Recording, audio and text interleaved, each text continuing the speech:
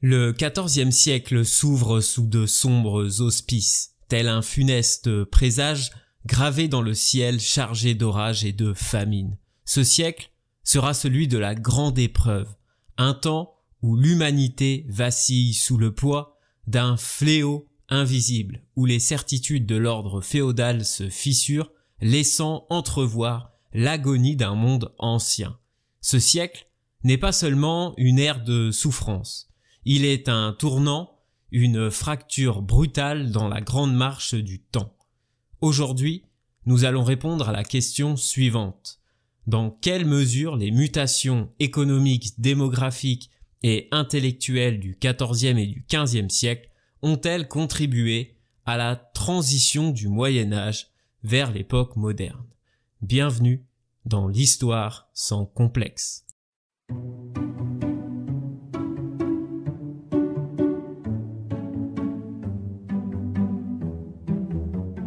Tout commence par un bouleversement climatique, imperceptible d'abord, insidieux, puis implacable. Les saisons s'emballent, la pluie s'attarde sur des terres qui ne savent plus sécher, les récoltes pourrissent avant d'avoir nourri les hommes.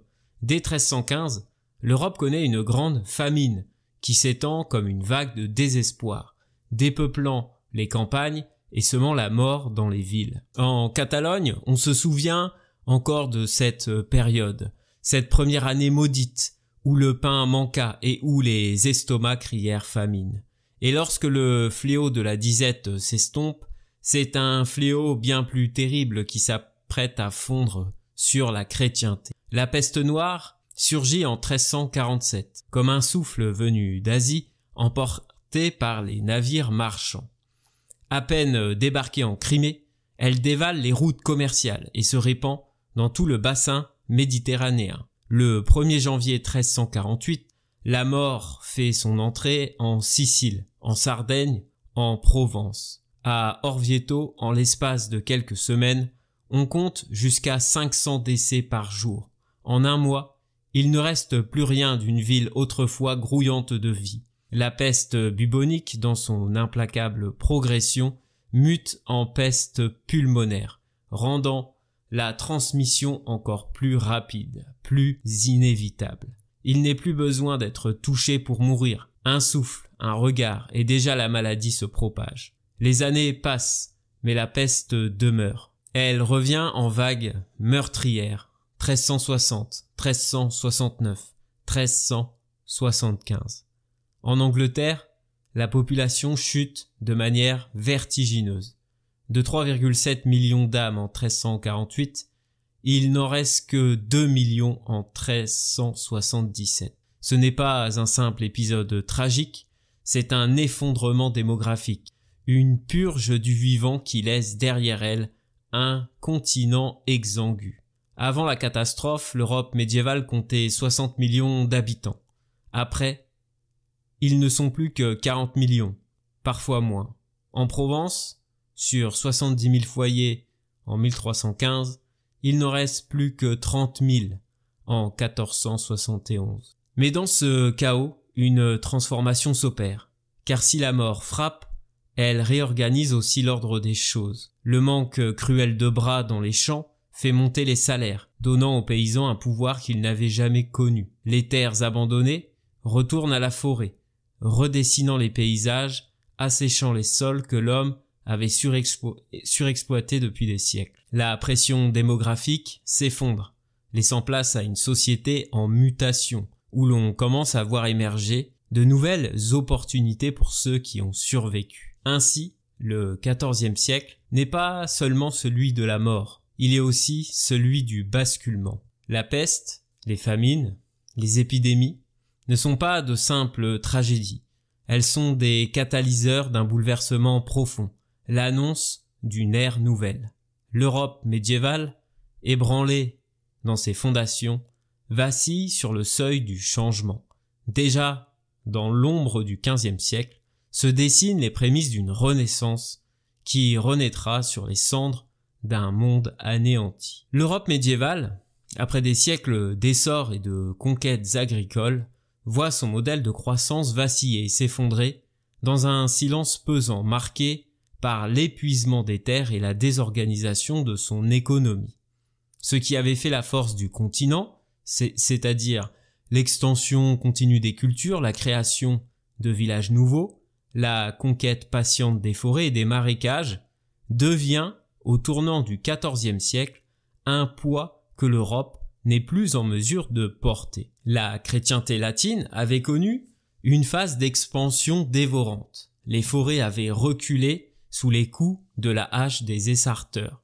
Les champs s'étaient multipliés sous l'action des nouvelles charrues, et les villages s'étaient étendus, chaque génération poussant plus loin la frontière du monde cultivable. Mais cette civilisation bâtie sur l'extension perpétuelle rencontre tôt ou tard ses limites. Et ces limites, l'Europe du XIVe siècle les atteint brutalement. La terre cultivable, surexploitée, s'épuise. Les nouvelles terres gagnées sur la nature sont moins fertiles, plus difficiles à travailler, et les rendements agricoles stagnent, voire régressent. À cela s'ajoutent des dérèglements climatiques, des hivers plus rigoureux, des pluies qui s'abattent sans fin, transformant les moissons en champs de boue. Les famines s'installent et l'équilibre fragile de la chrétienté se fissure. Puis vient la peste, implacable, balayant villages et bourgs, vidant les campagnes de leurs bras. La terre, abandonnée, reprend ses droits. Les forêts réinvestissent les clairières, les chemins disparaissent sous les ronces, et là, où les charrues faisaient plier le sol, seul le vent soulève désormais la poussière. Le monde féodal s'effondre avec lui. Privés de leurs serfs et de leurs paysans, les seigneurs voient leur pouvoir décliner. Les revenus seigneuriaux, autrefois garantis par la rente foncière, s'effritent à mesure que les terres restent en friche. Les châteaux, jadis symboles d'autorité et de prospérité, deviennent des îlots isolés dans un paysage transformé. Nombre de survivants, fuyant la désolation des campagnes, se ruent vers les villes, espérant y trouver du travail et une vie meilleure. Mais les villes, elles-mêmes, sont secouées par la crise.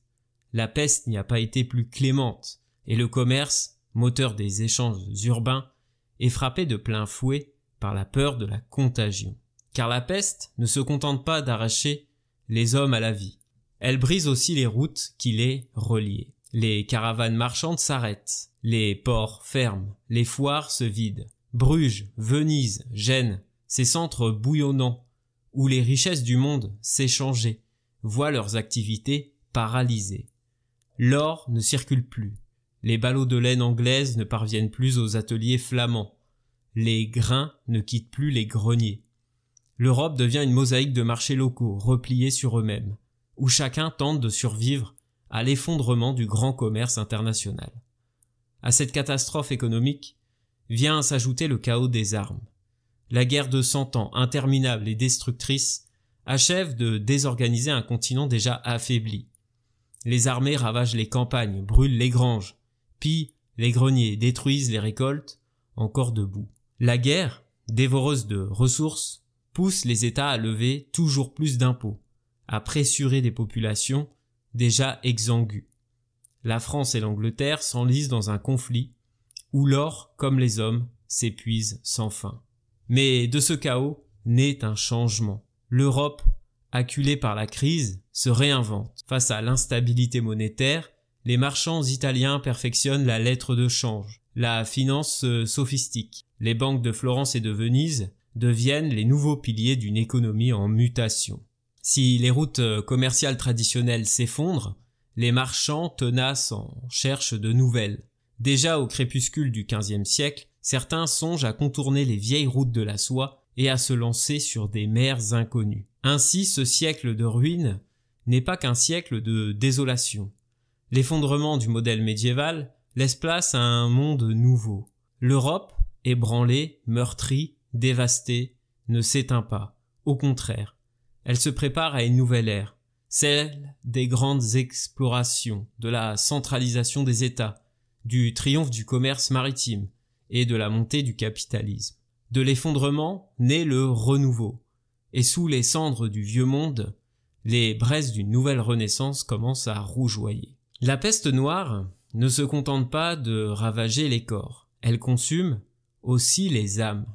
Elle s'infiltre dans les esprits, elle brise les certitudes et sème à travers l'Europe une onde de choc qui dépasse de loin les seules pertes humaines. C'est une apocalypse sans trompette, une fin du monde qui ne dit pas son nom, où les cimetières débordent, où les villes résonnent du son lugubre des charrettes funéraires, où chaque souffle d'air semble porteur de mort. Et dans ce chaos, un peuple désemparé cherche une explication, un coupable, un remède. La peur engendre la superstition, et l'homme, confronté à l'inexplicable, se tourne vers le ciel, cherche un signe, un sens, une faute à expier. Surgissent alors les flagellants, ces foules de pénitents qui arpentent les villes et les campagnes, le dos en sang, sous les coups de fouet qu'ils s'infligent eux-mêmes. Leur procession, funèbre et exaltée, est un cri de repentance collective, un appel au pardon divin. Ils chantent, ils prient, ils hurlent leur douleur en espérant que Dieu détournera son châtiment. L'Église, d'abord spectatrice puis inquiète, finit par condamner ces mouvements qui frôlent l'hérésie, car derrière ces processions se cache une remise en cause du pouvoir papal, une contestation implicite de ceux qui, au sommet de la hiérarchie ecclésiastique, n'ont su ni prévenir ni guérir la catastrophe. Mais si certains se frappent, d'autres cherchent des boucs émissaires. L'angoisse appelle à la haine et les regards se tournent vers les communautés juives déjà marginalisées, déjà désignées par des siècles de préjugés. On les accuse d'avoir empoisonné les puits, d'avoir invoqué le mal, d'être les instigateurs de la calamité. En 1349 à Strasbourg, c'est un massacre. Des milliers de juifs sont brûlés vifs, leurs quartiers détruits, leurs survivants bannis. À Bâle, à Mayence, en Espagne, en France, le même scénario se répète. Ceux qui échappent aux flammes sont contraints à la conversion ou à l'exil, fuyant une société qui, dans sa détresse, cherche un ennemi visible pour apaiser sa terreur invisible. Mais la mort ne fait qu'engendrer la haine. Elle suscite aussi un profond bouleversement du sentiment religieux. L'angoisse existentielle, cette conscience soudaine de la précarité de la vie, pousse les survivants à rechercher du sens, de l'apaisement, un ancrage spirituel face à un monde devenu incertain. Les confréries religieuses, organisations laïques dédiées à la prière et à l'entraide, connaissent un essor fulgurant. Dans les villes meurtries, elles rassemblent les fidèles autour d'une solidarité nouvelle, organisant des prières collectives, des rites funéraires, des œuvres charitables. À Rouen, à Bordeaux, ces confréries deviennent de véritables régulateurs moraux, imposant des règles strictes, excluant ceux dont la conduite est jugée indigne. Dans les églises, les messes pour les morts se multiplient. Les autels se couvrent de cierges. La prière pour le salut des âmes devient une obsession collective. On ne prie plus seulement pour les vivants, mais aussi pour les trépassés, pour ces millions d'ombres arrachées au monde sans dernier sacrement. De nouveaux rites funéraires apparaissent, mettant l'accent sur l'accompagnement des mourants, sur l'anticipation du jugement dernier. Partout, la peur du purgatoire, du châtiment divin, transforme la manière dont on perçoit la mort. Et cette mort, elle s'affiche partout. L'art religieux se métamorphose. Fresques et sculptures s'emplissent de danses macabres, de squelettes grimaçants, entraînant dans leur sarabande riches et pauvres, jeunes et vieux, rois et mendiants. La mort est omniprésente, non plus cachée, mais exhibée comme un avertissement, comme une vérité incontournable que nul ne peut ignorer. Les sermons se font apocalyptiques, annonçant la fin des temps, appelant à la pénitence, au renoncement au plaisir terrestre. La peste noire ne s'est pas contentée de faucher des vies, elle a redéfini la relation de l'homme à Dieu, à la foi au sacré. Elle a engendré une Europe hantée par la peur, mais aussi avide de renouveau spirituel. Dans ce bouleversement, naîtra au siècle suivant la remise en cause des dogmes, la montée des contestations théologiques, les prémices de la réforme. Loin d'être un simple épisode de mort et de souffrance, la peste du XIVe siècle aura été le catalyseur d'un monde qui, brisé, cherchera à se réinventer. Au crépuscule du Moyen-Âge, alors que Rome vacille sous le poids de ses querelles intestines et de ses luttes de pouvoir, la papauté choisit l'exil. Un exil doré, certes, mais un exil tout de même qui marque une rupture brutale avec le cœur historique de la chrétienté. Avignon, petite ville du sud de la France, devient le nouveau centre du monde catholique, transformé en capitale d'une église qui se veut universelle, mais dont l'ancrage territorial en terre française ne tarde pas à soulever les plus vifs critiques. Ce déplacement, loin d'être anodin, bouleverse en profondeur l'administration ecclésiastique et précipite l'Église dans l'une des crises les plus profondes de son histoire. Ce n'est pas par hasard que la papauté abandonne Rome en 1309. La ville éternelle est en proie à des luttes fratricides, tiraillées entre les grandes familles aristocratiques, les Orsini et les Colonna, qui transforment les rues en champs de bataille. Le trône de Saint-Pierre vacille d'autant plus que la mort brutale de Boniface VIII en 1303 affaiblit le prestige pontifical. Son successeur, Benoît XI, disparaît à son tour après un court règne, laissant place à un conclave sous tension, dominé par l'ombre menaçante du roi de France, Philippe IV le Bel. L'heure n'est plus à l'indépendance romaine. En 1305, sous l'influence du monarque capétien, un pape français, Clément V, est élu. Refusant de s'installer à Rome, il se fait couronner à Lyon et en 1309 installe définitivement la papauté à Avignon sous la protection du roi de Naples, allié de la couronne de France. Ce transfert n'est pas une simple relocalisation géographique. Il transforme l'Église en profondeur. À Avignon, la papauté se centralise, s'organise comme un véritable gouvernement, concentrant ses pouvoirs entre les murs imposants du palais des papes. Loin du tumulte romain, l'Église se dote d'une administration plus structurée que jamais, une justice ecclésiastique mieux définie, une chambre apostolique qui gère avec rigueur les finances pontificales, une curie dont les rouages se perfectionnent. Les papes avignonnais ne sont plus seulement des chefs spirituels, ils deviennent de véritables souverains, accumulant richesses et privilèges. La fiscalité pontificale se modernise, les impôts ecclésiastiques se multiplient, générant des revenus colossaux. Sous Grégoire XI, les caisses pontificales atteignent jusqu'à 500 000 florins par an.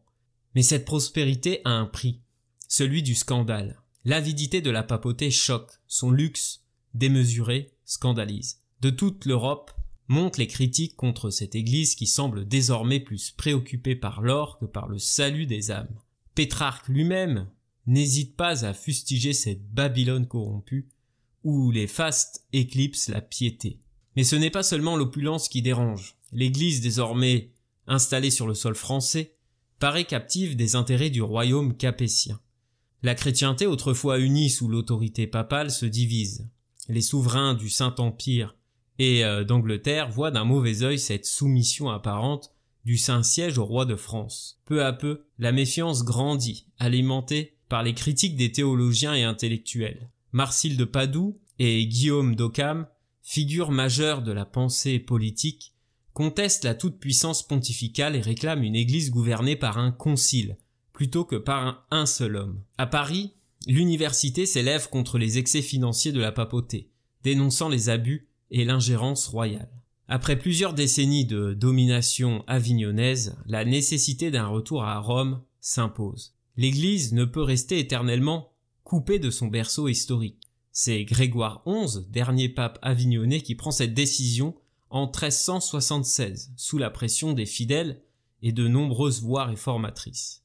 Mais ce retour est tout sauf pacifique. À sa mort, en 1378, l'élection de son successeur dégénère en crise ouverte, précipitant la chrétienté dans le grand schisme d'Occident, une fracture sans précédent qui divise le monde catholique entre plusieurs papes rivaux.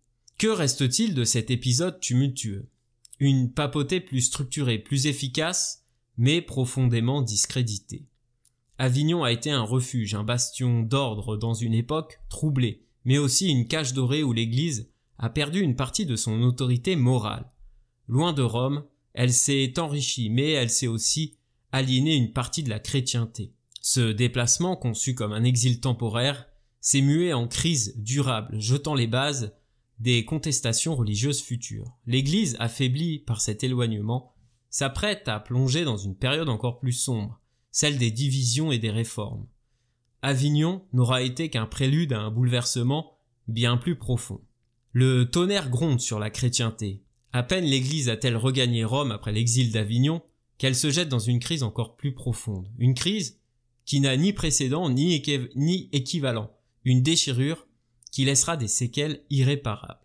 Ce n'est plus seulement une lutte d'influence, un simple désaccord théologique, c'est un éclatement, une division du corps même de l'Église, une fracture qui opposera non pas les fidèles aux hérétiques, mais l'Église à elle-même, le pape à son double. Pendant près de 40 ans, la chrétienté va être le théâtre d'un affrontement où Rome et Avignon prétendent chacun incarner l'unique autorité légitime, plongeant les souverains et les peuples dans l'embarras, la confusion et parfois le mépris. Tout commence en 1378 dans une Rome bouillonnante d'attentes et de tensions. Grégoire XI, dernier pape d'Avignon, est mort après son retour à Rome, laissant un trône à prendre. Mais le climat est explosif.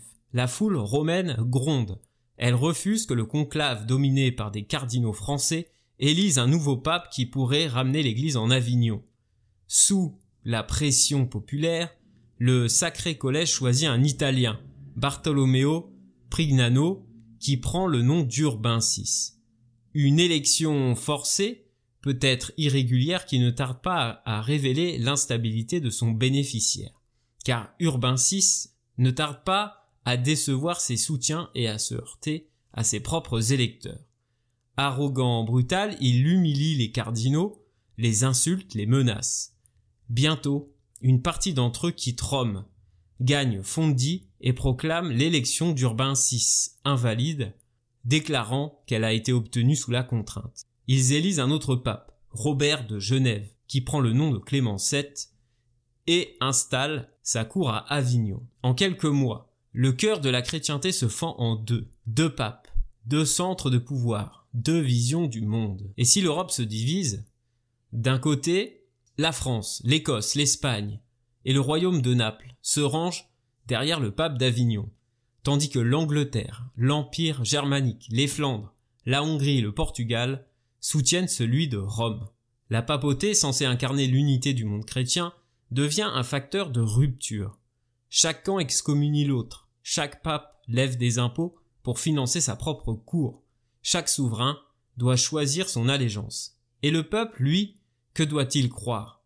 L'Église, censée être la voix de Dieu sur terre, parle désormais avec deux bouches qui se contredisent, se condamnent mutuellement et s'accusent d'imposture.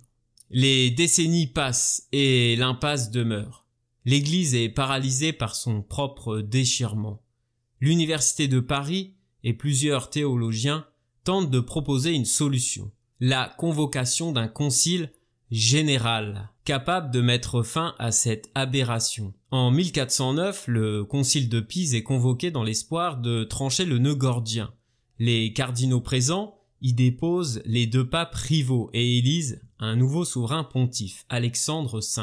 Mais ni Urbain VI ni Clément VII n'acceptent de céder le trône. L'Église n'a plus de pape, mais 3. Il faudra attendre l'intervention de l'empereur Sigismond pour qu'une solution définitive soit trouvée. En 1414, il convoque un nouveau concile à Constance, réunissant les puissances européennes et les plus grandes autorités ecclésiastiques. Les décisions sont drastiques. Les 3 papes sont déposés ou contraints à l'abdication et un nouveau pontife, Martin V, est élu en 1417. Après 40 ans de chaos, l'unité de l'Église est enfin restaurée. Mais à quel prix? Car si Constance a refermé la plaie, la cicatrice demeure. Ce schisme a montré au monde que le pape pouvait être contesté, qu'un concile pouvait se substituer à lui, qu'un souverain pontife pouvait être déposé par une assemblée d'évêques et de princes. L'idée que l'Église puisse être gouvernée collectivement et non par une seule autorité absolue prend racine. La pensée conciliaire qui affirme la supériorité des conciles sur le pape émerge avec force, trouvant son apogée au concile de Bâle en 1431, avant d'être réprimé. Mais le mal est fait. l'Église, qui se voulait inébranlable, a révélé ses failles. Plus encore, ce schisme a ébranlé la confiance des fidèles. Comment croire en une institution qui s'est elle-même déchirée, qui a prétendu pendant 40 ans que 2 hommes étaient en même temps le seul et unique successeur de Pierre? Ce doute, ce trouble, ces fissures dans l'autorité ecclésiastique seront exploitées un siècle plus tard par un moine allemand nommé Martin Luther, qui n'aura qu'à souffler sur les braises pour rallumer le feu de la contestation. Le grand schisme d'Occident n'a pas seulement divisé l'Église, il a fragilisé pour toujours. Il a préparé le terrain aux crises religieuses de la Renaissance et aux réformes, aux guerres de religion. Ce n'était pas une crise passagère. Un vent de renouveau souffle sur la chrétienté. Dans le tumulte des crises qui secouent l'Europe au XIVe et XVe siècle, alors que l'Église vacille sous le poids du schisme et des querelles internes, un changement silencieux mais profond s'opère dans le cœur des fidèles. La foi médiévale, autrefois entièrement tournée vers les rites collectifs et les dogmes imposés par l'Église, prend un tournant plus intime, plus personnel. C'est une révolution spirituelle qui naît dans le secret des âmes, une quête de Dieu qui ne passe plus nécessairement par la voie des prêtres et des institutions. La Devotio Moderna en est l'expression la plus éclatante, une piété intérieure, une dévotion individuelle qui fait de chaque croyant un pèlerin solitaire en marche vers le divin. Né dans les Pays-Bas à la fin du XIVe siècle sous l'impulsion de Gérard de Groot et des frères de la vie commune, cette nouvelle spiritualité se détache des grandes liturgies et des fastes ecclésiastiques. Elle n'a pas besoin de chapelles ornées d'or ni de chants grandiloquents. Elle préfère la simplicité de la méditation, la sobriété de la prière silencieuse, la lecture fervente des Écritures. Imitant le Christ non par des rites, mais par un mode de vie, elle prône une foi active où la vertu se démontre dans l'humilité et le service. Thomas à Kempis, moine augustinien, incarne à merveille cet idéal dans son œuvre majeure, l'imitation de Jésus-Christ. Ce livre, devenu un véritable phénomène à travers toute la chrétienté, est une invitation à délaisser les vanités du monde, à s'abandonner dans la prière et à chercher Dieu dans le recueillement intérieur. Il dit « Renonce au bruit, renonce au plaisir, et tu trouveras la paix ». Et ce message résonne avec force dans une Europe ébranlée par la peste, la guerre et les doutes. Grâce à l'essor de l'imprimerie, il devient, après la Bible, l'un des ouvrages les plus lus du christianisme, influençant aussi bien les moines que les réformateurs du siècle suivant.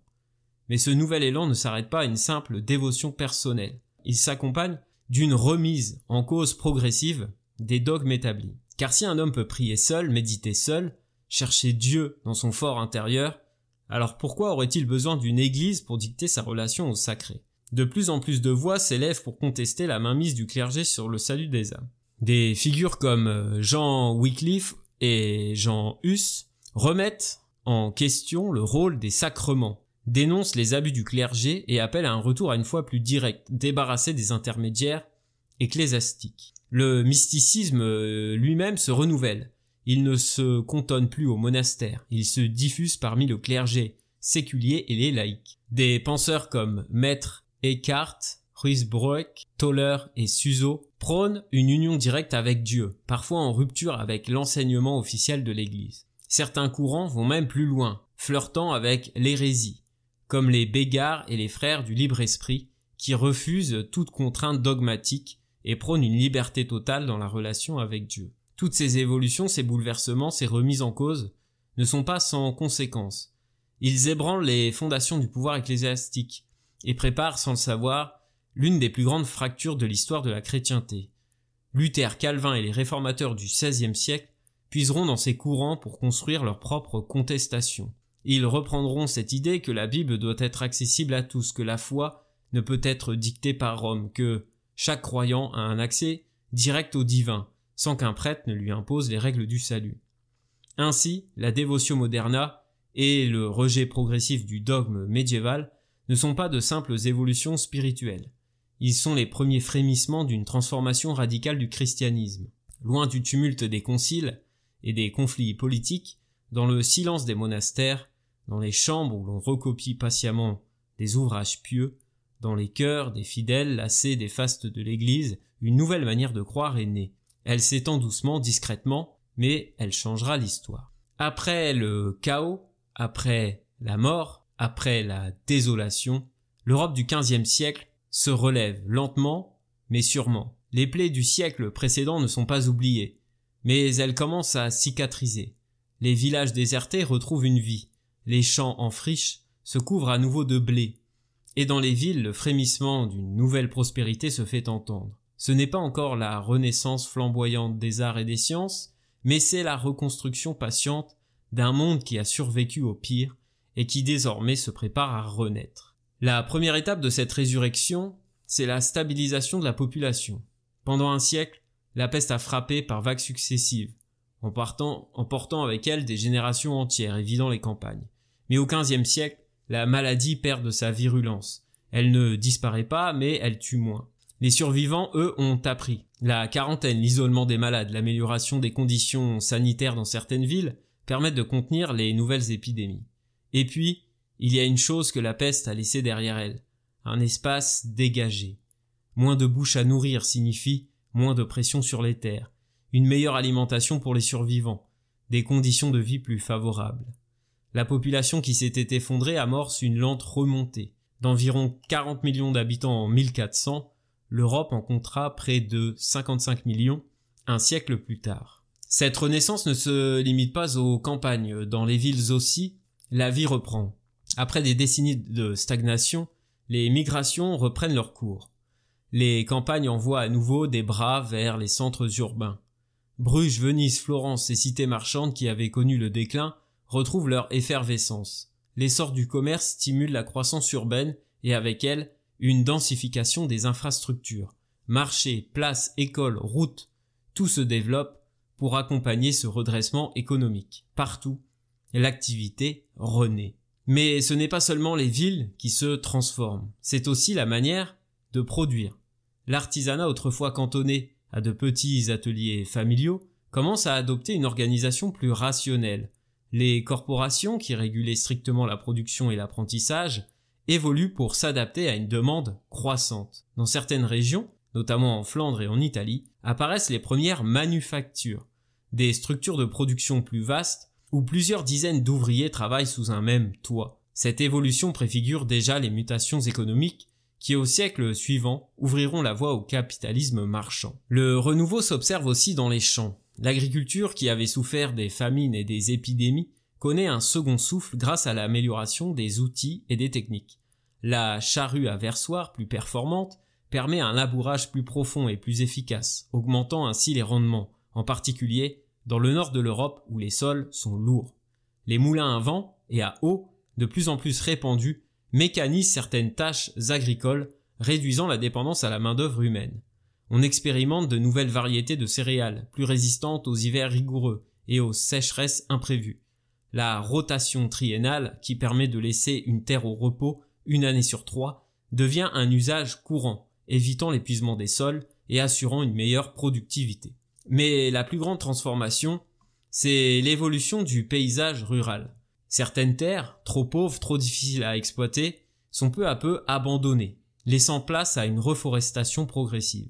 D'autres, au contraire, deviennent le cœur de grandes exploitations agricoles contrôlées par des seigneurs ou des abbés qui rationalisent la production pour mieux gérer les excédents. Dans un monde rural qui se restructure, qui se réorganise et qui devient le socle de la prospérité future.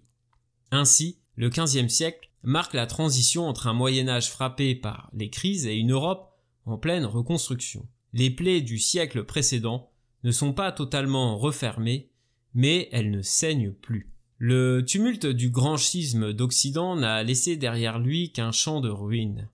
40 ans d'une église divisée, écartelée entre plusieurs papes, chacun prétendant incarner l'unique vérité du christianisme, chacun lançant ses anathèmes contre l'autre, plongeant la chrétienté dans la confusion et le doute. Il fallait un remède, un sursaut, une solution capable de refermer cette plaie béante qui menaçait l'unité de l'Europe chrétienne. Le premier essai fut un échec. En 1409, les cardinaux, lassés de ce spectacle honteux, convoquent le concile de Pise dans l'espoir de mettre fin au schisme, en déposant les deux papes en place et en élisant un nouveau. Mais ni Rome ni Avignon ne se plient à cette décision. Plutôt qu'unir, Pise divise davantage. L'Église, comme je l'ai dit, compte désormais 3 papes. Là intervient un acteur inattendu, l'empereur Sigismond du Saint-Empire. L'Église n'a pas su se gouverner seule, qu'à cela ne tienne. Les puissances laïques vont s'en mêler. En 1414, Sigismond convoque un concile général à Constance, réunissant non seulement les cardinaux, mais aussi les représentants des royaumes chrétiens, des universités et du clergé inférieur. Pour la première fois depuis des siècles, l'Église doit répondre devant une assemblée qui ne se limite plus à ses seuls dignitaires. Ce concile marque une rupture historique. La religion n'est plus une affaire exclusivement pontificale, elle devient un enjeu de politique européenne. Mais ce n'est pas la seule innovation. Pour éviter que le pouvoir ne soit accaparé par les cardinaux romains, les votes se font non plus individuellement mais par nation. 5 grandes entités émergent. La nation allemande, englobant l'Empire, la Pologne, la Hongrie et la Scandinavie. La nation française, regroupant la France et ses alliés. La nation anglaise, la nation italienne. Et enfin, la nation espagnole, qui ne rejoindra le concile qu'en 1417, après s'être détachée du pape d'Avignon. Désormais, pour qu'une décision soit adoptée, elle doit être validée par au moins 3 de ces 5 nations. L'Église universelle se réinvente dans une logique où les intérêts des États pèsent autant que les considérations spirituelles. Les décisions du concile de Constance sont radicales. En 1415, il dépose Jean XXIII, le pape de Pise. En 1417, il force Benoît XIII et Grégoire XII à renoncer. L'Église est enfin débarrassée de ses multiples pontifes. Pour restaurer l'unité, un nouveau pape est élu, Martin V. L'Église est sauvée du chaos, l'ordre semble rétabli. Mais à quel prix? Car si le concile a réussi à refermer la plaie du schisme, il a ouvert une autre brèche, plus profonde encore, celle du conciliarisme. En affirmant la supériorité d'un concile général sur le pape, il remet en cause l'autorité absolue du souverain pontife. Les souverains européens y voient un précédent qui leur permettra plus tard d'affirmer leur indépendance vis-à-vis de Rome. Le concile de Constance, convoqué pour mettre un terme au grand schisme d'Occident, ne se contente pas de rétablir l'unité de l'Église. Il va bien au-delà, s'imposant comme une assemblée de rupture, un moment où le pouvoir pontifical vacille sous le poids des décisions collectives. Car ce n'est pas seulement un pape que l'on dépose, c'est un système tout entier qui est ébranlé. Dans ce contexte, la contestation gronde depuis plusieurs décennies, portée par des figures audacieuses qui osent remettre en question l'autorité pontificale et la richesse du clergé. Le concile va en faire des exemples. Le premier d'entre eux, c'est Jean Hus, prêtre et théologien de Bohême, influencé par les idées d'un autre grand contestateur, John Wycliffe. Ce dernier, mort en 1384, a été l'un des premiers à formuler une critique systématique de l'Église médiévale. Pour lui, l'autorité du pape n'est pas divine, elle n'est qu'une construction humaine. La Bible seule doit guider les croyants, non les dogmes établis par Rome. Il dénonce la corruption du clergé, rejette la transsubstantiation, s'attaque au système des indulgences. Son enseignement se répand, séduit et inquiète. L'Église le condamne en 1382, mais il échappe aux foudres pontificales grâce à la protection de la couronne anglaise. Ce n'est qu'en 1415, bien après sa mort, que le concile de Constance condamne ses écrits et ordonne l'exhumation de son corps pour que ses cendres soient dispersées dans un ultime acte d'humiliation. Mais Wycliffe n'est plus là. Hus, lui, est bien vivant et il refuse de se soumettre. Prêtre charismatique, il prêche en tchèque, non en latin,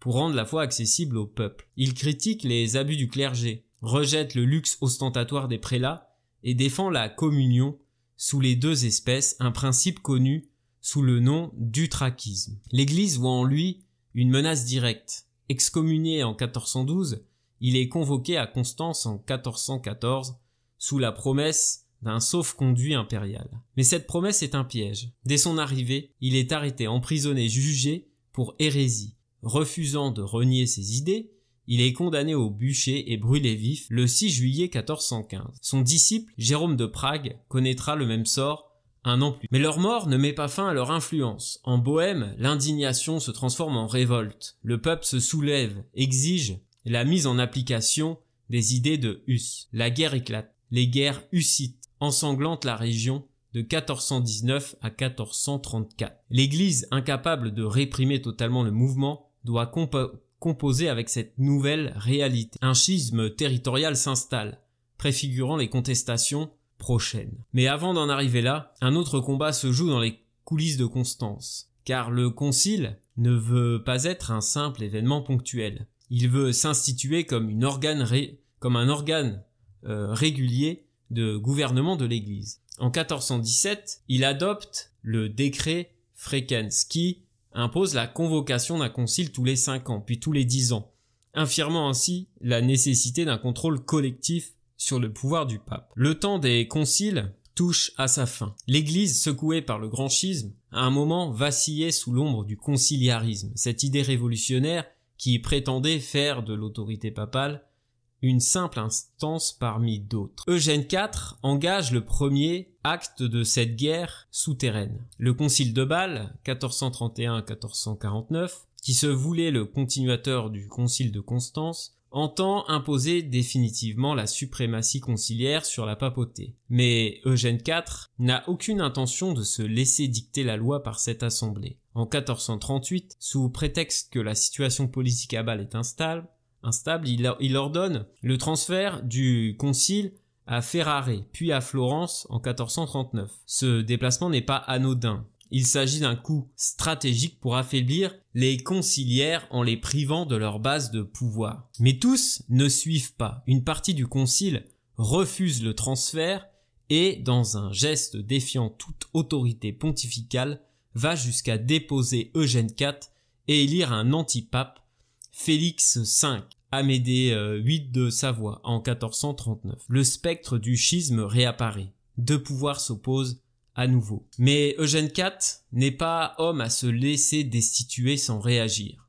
Il ne riposte pas par la force, mais par la diplomatie, un jeu où Rome excelle depuis des siècles. Plutôt que d'affronter de front le concile de Bâle, il travaille à isoler ses partisans, à affaiblir leur soutien, à retirer un à un leurs alliés. En 1446-47, il obtient le ralliement de l'Empire. Le concile perd alors son plus puissant soutien. La France, qui s'était montrée initialement favorable au conciliarisme, négocie avec Rome et abandonne progressivement le concile, tout en obtenant des privilèges par la pragmatique sanction de Bourges en 1438. Peu à peu, le camp conciliaire s'effrite. L'Italie et l'Espagne restent fidèles au pape, privant le concile d'un ancrage territorial stable. Isolé, acculé, Félix V abdique en 1449. Le concile de Bâle est dissous. L'expérience conciliaire s'achève dans l'échec. Mais pourquoi Rome s'est-elle battue avec tant d'acharnement?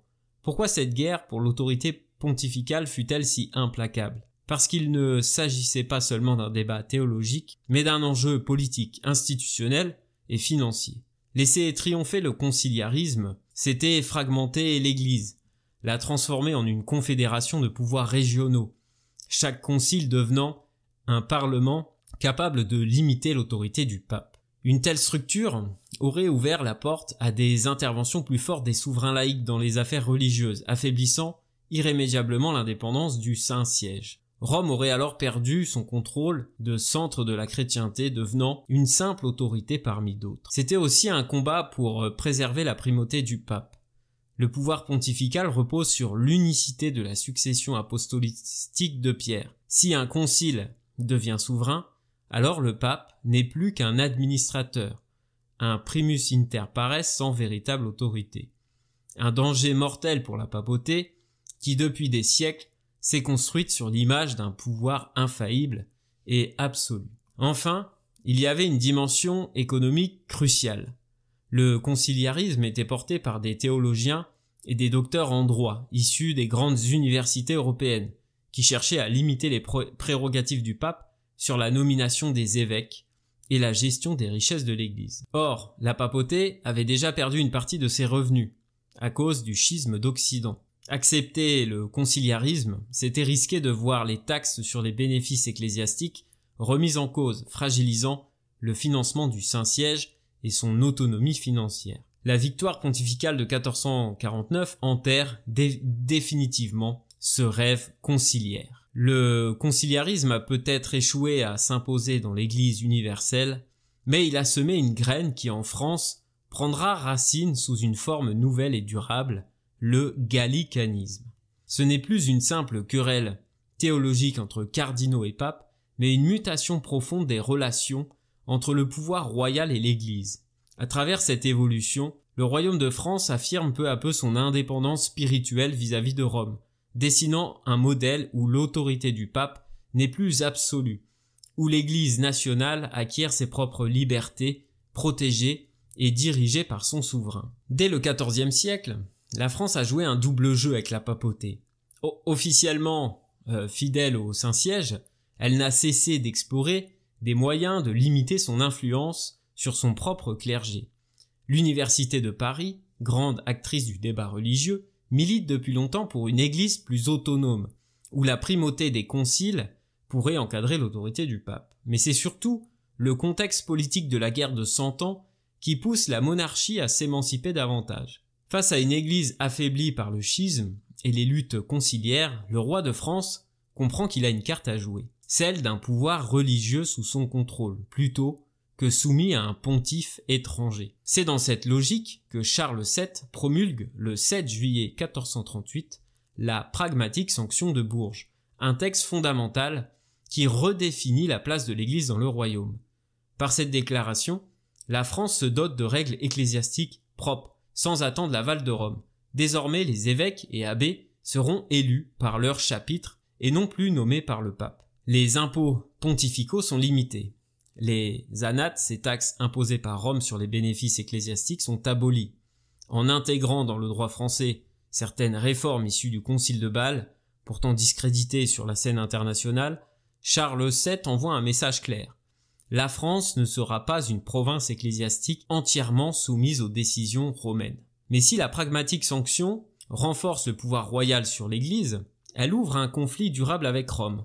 Le pape, furieux de cette déclaration d'indépendance, ne cesse de contester le texte, exigeant son annulation. De leur côté, les rois de France alternent entre confrontation et conciliation, appliquant la pragmatique de manière fluctuante, en fonction du contexte politique et de leurs relations avec le Saint-Siège. Finalement, en 1516, c'est François Ier qui scelle un compromis, en signant avec le pape Léon X le Concordat de Bologne. Ce traité, bien qu'il rétablisse partiellement l'autorité pontificale, consacre une victoire essentielle pour la monarchie française. Si le pape retrouve son droit de nomination des évêques, il doit désormais choisir parmi une liste soumise par le roi. En d'autres termes, l'Église de France reste sous le contrôle étroit de la couronne. Ainsi, même si le conciliarisme a été vaincu sur le plan universel, il trouve en France une adaptation pragmatique, le gallicanisme, une doctrine qui affirme que le roi est chef de l'Église dans son royaume, et que Rome ne peut intervenir sans son consentement. Cette idée, consacrée par la pragmatique sanction de Bourges, traversera les siècles et servira de fondement à une Église de France semi-autonome jusqu'à la Révolution et même au-delà. Dans cette époque, l'humanisme s'impose comme une renaissance de l'esprit, une quête du savoir fondé sur l'étude directe des auteurs de l'Antiquité. C'est une rupture intellectuelle, un bouleversement qui touche toutes les sphères du savoir. La philosophie, l'histoire, la théologie, la philologie. Il ne s'agit plus seulement de préserver et commenter les textes anciens, mais bien de les analyser, de les confronter, de les comprendre à travers une approche rationnelle et critique. L'Italie en est le berceau. Pétrarque, qui vécut de 1304 à 1374, est souvent considéré comme le père de l'humanisme.